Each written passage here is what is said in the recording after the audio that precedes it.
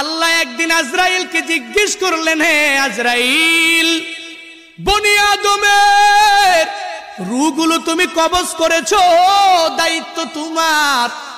হে আজরাইল, তুমি আমারে জানাও না ওই বনি আদমের মধ্যে কোন কোন রূহ কবজ করতে তোমার অনেক কষ্ট হয়েছিল।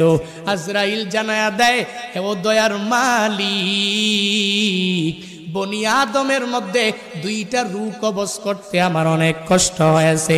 কোন দুইটা রূহ?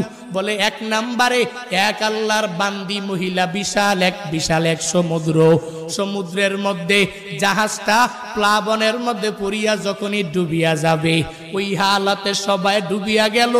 এক প্রেগনেন্ট মহিলা, গর্ভবতী মহিলা কাঠের মধ্যে বসা, একটু পরেই এই মহিলা একটা বাচ্চা প্রসব করবে। তোমার কুদরতের কারিশমা, ওই কাঠের উপরে আল্লাহর বান্দির একটু পরে প্রসব হয়ে গেল। সন্তানটা দুনিয়ার মধ্যে ওই কাষ্ঠের উপরে যখন দুনিয়াতে আসলো, তখনই তোমার অর্ডার হয়ে গেল, হে আজরাইল, যাও এই বান্দির রূহটাকে কবজ করে তুমি নিয়ে চলে আসো। আমি যখন ওই কাঠের উপরে ঝুলন্ত ওই মহিলার রূহটাকে কবজ করার জন্য যখন আমি চলে গেলাম, আমার মনের মধ্যে অনেক কষ্ট ওই সময়ে লেগেছিল। কারণ কি আল্লাহ জানেন না? কারণ হলো এই কাঠের মধ্যে যে এই বান্দি সন্তানটা, ওই সন্তানের কি উপায় হবে, কই যাবে? কারণ দুনিয়াতে তার মা থাকবে না। মা ছাড়া সন্তানেরা যেই পরিমাণ পাগল পারা হয়ে যাবে। হে বান্দারা, ওই হসপিটালের বেডের মধ্যে গিয়া দেখবেন, ওই জায়গার মধ্যে কত মায়েরা ডেলিভারির সময় দুনিয়া থেকে বিদায় নিয়ে চলে গেল। সন্তানেরা কত কষ্ট করে লালিত পালিত হয়ে গেল। কারণ দুনিয়াতে মা নাই। মা ছাড়া সন্তানটা দুনিয়াতে টিকে থাকতে পারে না।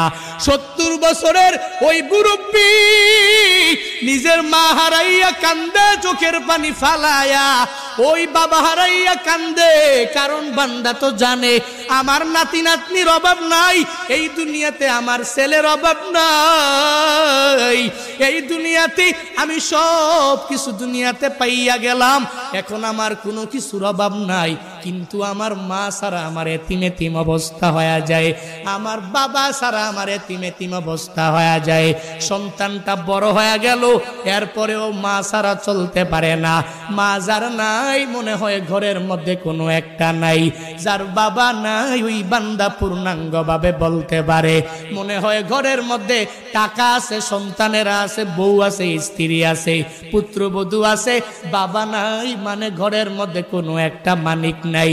ওই যে মহিলাটা বাচ্চা প্রসব করলো, আজরাইল বলে আল্লাহ, ওই